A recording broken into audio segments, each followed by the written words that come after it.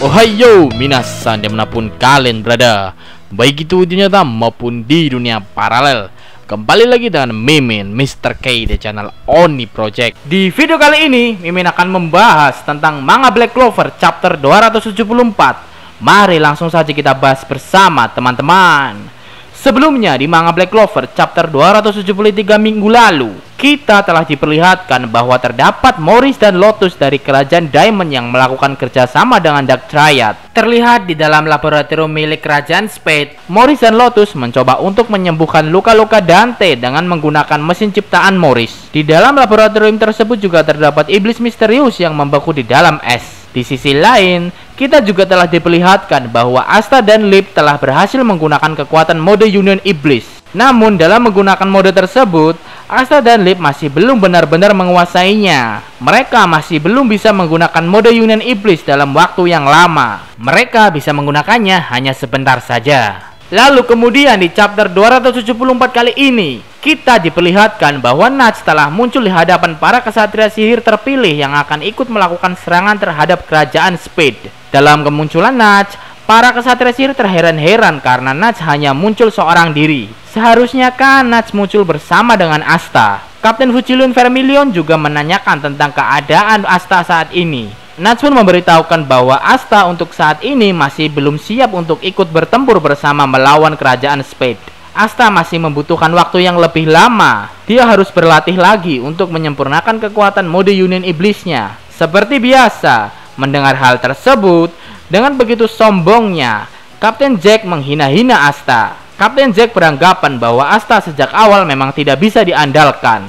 Kemudian kita juga dikejutkan bahwa terdapat 3 mantan anggota organisasi mata-mata hari tengah malam yang dulu pernah menyerang kerajaan Clover juga ikut serta untuk menyerang kerajaan Spade. Mereka adalah Sally, Rades, dan Valtos. Sama seperti para kesatria sihir lainnya, mereka juga ikut menggunakan seragam baru kesatria sihir kerajaan Clover. Mereka ikut serta melakukan serangan karena mereka memang ingin menebus dosa-dosa mereka terdahulu yang pernah menyerang kerajaan Clover. Tentu setelah melihat mereka ikut serta, kalian tentu bertanya-tanya kemana perginya Elf Patri. Tentunya kita tahu bahwa Patri merupakan pemimpin dari organisasi mata-mata hari tengah malam yang dulu pernah menyerang kerajaan Clover. Dia juga telah dihidupkan kembali oleh Rades supaya Patri bisa menebus dosa-dosanya untuk kerajaan Clover. Seharusnya Elf Patri juga ikut serta untuk menyerang kerajaan Spade. Namun di chapter 274 kali ini, batang hidung dari seorang Elf Patri masih belum terlihat. Apabila kita melihat kembali chapter 265,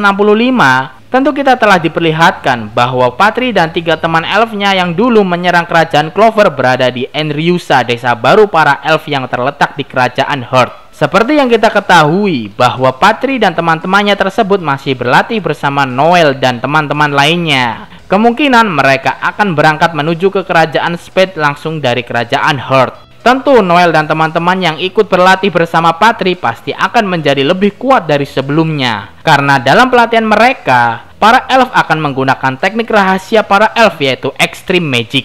Oke, kita kembali ke chapter 274. Di chapter 274 kali ini, kita juga diperlihatkan bahwa Sally telah berhasil membuat alat sihir baru setelah melakukan penelitian terhadap tubuh Asta. Alat sihir baru milik Sally dapat digunakan untuk menyembunyikan mana di dalam tubuh.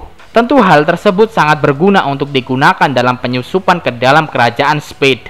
Dengan adanya alat tersebut, tentu Dark Triad akan kesulitan untuk mendeteksi para kesatria sihir yang masuk ke dalam kerajaan Spade. Walaupun memang alat baru Sally terlihat berguna, namun Kapten Nozel bertanya tentang keefektifan alat baru Sally kepada peneliti dari kerajaan Clover yang bernama Makusa. Mendengar pertanyaan Kapten Nozel, Makusa pun menyatakan bahwa meskipun Sally orang yang aneh, tapi alat-alat sihir hasil penelitiannya memanglah yang terbaik. Selanjutnya kita ke scene yang begitu mencengangkan. Terdapat seorang Lord Seke yang sedang berkeringat dingin karena dirinya telah terpilih untuk ikut serta untuk menyerang kerajaan Spade. Seke sendiri terpilih karena di anime Black Clover episode 153, Lord Seke telah menerima penghargaan dari sang raja kerajaan Clover. Lord Seke mendapatkan penghargaan berupa kenaikan tingkat menjadi penyihir tingkat pertama, sama seperti Yuno dan Langris.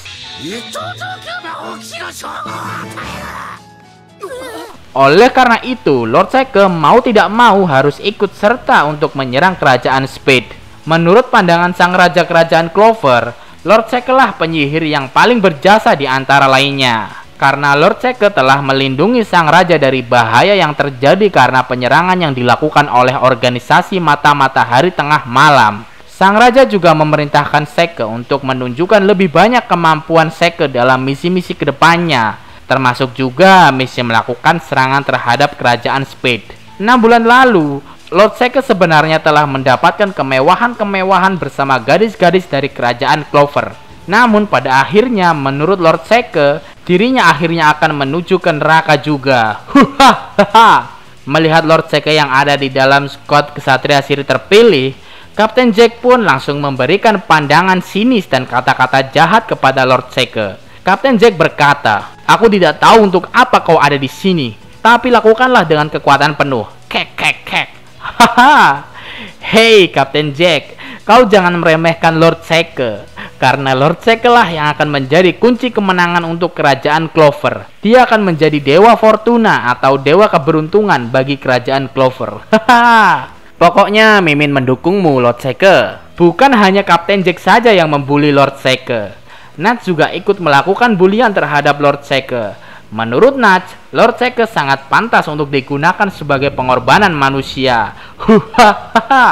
Karena memang Asta belum ikut menyerang kerajaan Spade saat ini dan akan menyusul nantinya, Kapten Ozel bertanya apakah Asta akan benar-benar datang di medan perang tepat waktu. Nats pun meyakinkan semuanya bahwa Asta pasti akan datang. Mendengar hal tersebut, tentu Yuno sebagai rival Asta langsung menyatakan bahwa dirinya akan mengalahkan Dark Triad sebelum Asta datang. Tidak mau kalah, Kapten Jack juga menyatakan hal serupa dengan Yuno. Akhirnya, mereka pun berangkat menuju kerajaan Spade dengan menggunakan sihir bayangan milik Nats yang disebut Corridor of Shadow. Sihir bayangan Nats ini dapat digunakan untuk berpindah tempat langsung ke dalam istana kerajaan Spade. Kemudian di dalam laboratorium kerajaan Spade, kita telah diperlihatkan Morris dan Zenon yang telah bersiap untuk melakukan penyerangan. Di depan istana kerajaan Spade juga diperlihatkan terdapat pasukan perlawanan. Mereka merupakan rakyat asli dari kerajaan Spade yang masih setia dengan raja terdahulu yang bernama Raja Ciel.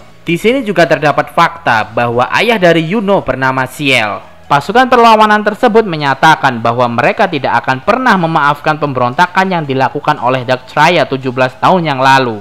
Dark Triad telah membunuh Raja Ciel dan juga telah membantai sebagian rakyat dan pasukan kerajaan Spade. Walaupun memang pasukan perlawanan menyadari bahwa mereka tidak bisa mengalahkan Dark Triad, para pasukan perlawanan tidak akan pernah menganggap Dark Triad sebagai raja dari kerajaan Spade. Lalu kita juga diperlihatkan bahwa Nats dulu pada saat menyusup ke kerajaan Spade telah menjalin kerjasama dengan pasukan perlawanan.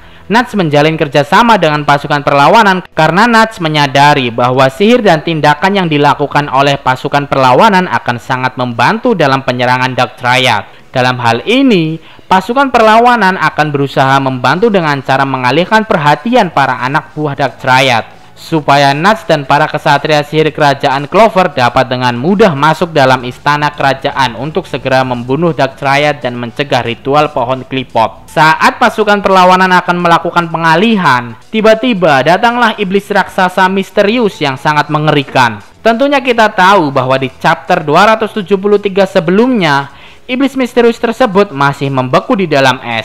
Tapi di chapter 274 kali ini, iblis misterius tersebut telah dilepaskan dari es tersebut. Para pasukan perlawanan sendiri menyerang langsung dari depan dan telah berhasil masuk ke daerah istana. Zenon berniat untuk membantai pasukan perlawanan yang ada di sekitar istana dengan menggunakan iblis misterius tersebut. Kemudian ritual pohon klipot pun akhirnya dimulai. Mendengar keributan dan kekuatan sihir yang luar biasa yang ada di luar istana, para kesatria sihir kerajaan Clover yang ada di dalam istana begitu khawatir dengan pasukan perlawanan yang ada di sekitaran luar istana. Namun sambil tersenyum, Nats berkata, "Tenang saja."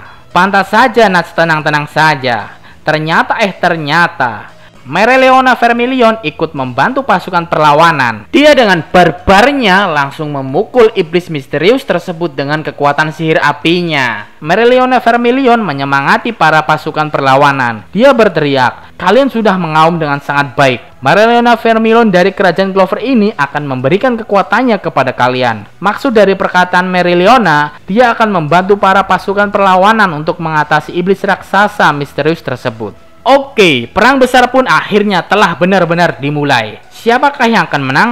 Apakah Yami dan William akan berhasil diselamatkan? Silahkan tulis pendapat kalian di kolom komentar ya teman-teman. Oke, seperti itulah pembahasan tentang manga Black Clover chapter 274 kali ini.